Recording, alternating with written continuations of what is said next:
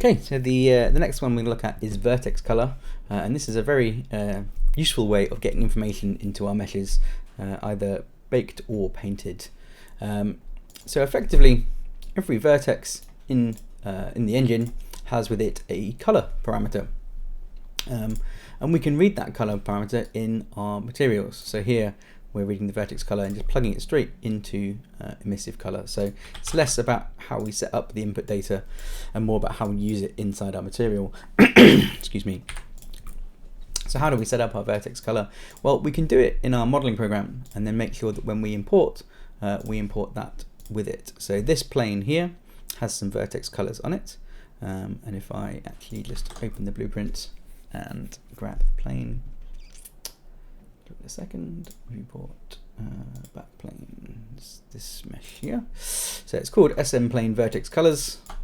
You probably have the vertex colors. Vertex color blend, is that what it's called? No, it probably isn't. It's probably called math inputs. Should have done this already. Input vertex, there we go. That's the one. And you can see we're seeing those vertex colors now. We can view them up here in vert colors, and it gives me this unlit view.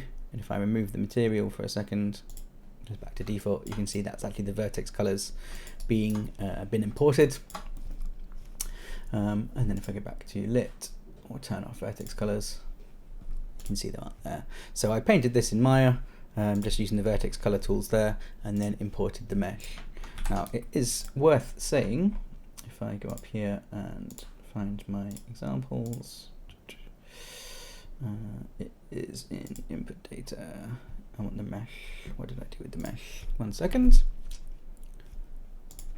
And let's just find it here and there. There we go. In the import settings for a mesh, there is an option for vertex colors. Now the default option here, vertex color import, is set to ignore. So what it will do is just ignore any vertex colors that have come from your modeling program.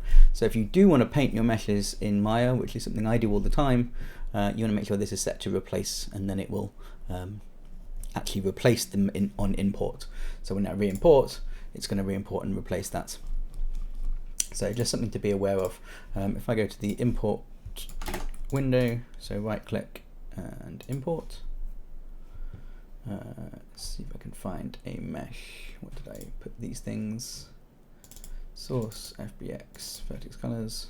It's not going to give me the import window because I'm re-importing something, isn't it? So let's just import the other mesh that was there as an example. Here we are. So if I reset to default, and then in the advanced vertex color import is set to ignore. So a bit of a gotcha. If you do want to import vertex colors, make sure that's set to replace. I assume it's an optimization. Don't really know why. If you're going to have painted vertex colors, you probably want to use them. But there we are. That's the change you need to make. If you haven't done it, you can just always edit it in your static mesh options, as we saw a second ago.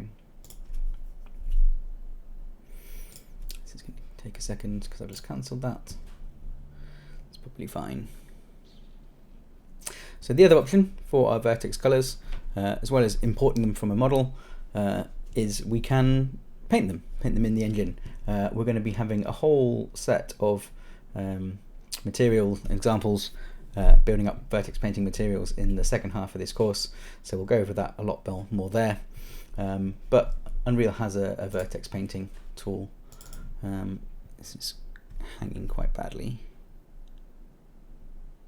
so I'll just keep wittering on. So where might we want to use painted models and import them?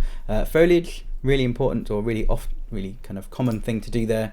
You want to paint a mask on your material, anywhere basically where you want to mask out parts of your material, but without using a texture to do it. And so something like a plant, you could have a stem where the base of the stem is painted black, and then the tip of the stem is painted white, and then you can use that as a sort of stiffness mask to create movement, but without the base of the plant moving around. You could do it for any kind of like meshes where you don't want to see the edge, so any kind of like VFX swing, sword swipe, that kind of stuff. You might not want to be able to see the edges of your plane or of your curve, whatever that is. And so yes, you could mask it out in the texture, but you can also just vertex paint it. And as we've mentioned a couple of times, vertices are a lot fewer.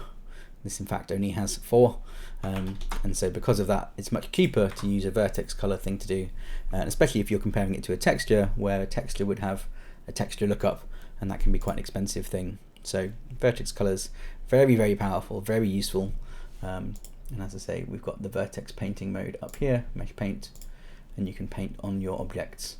I don't think it'll let me paint on this one because it's inside a blueprint, but if I select a different object,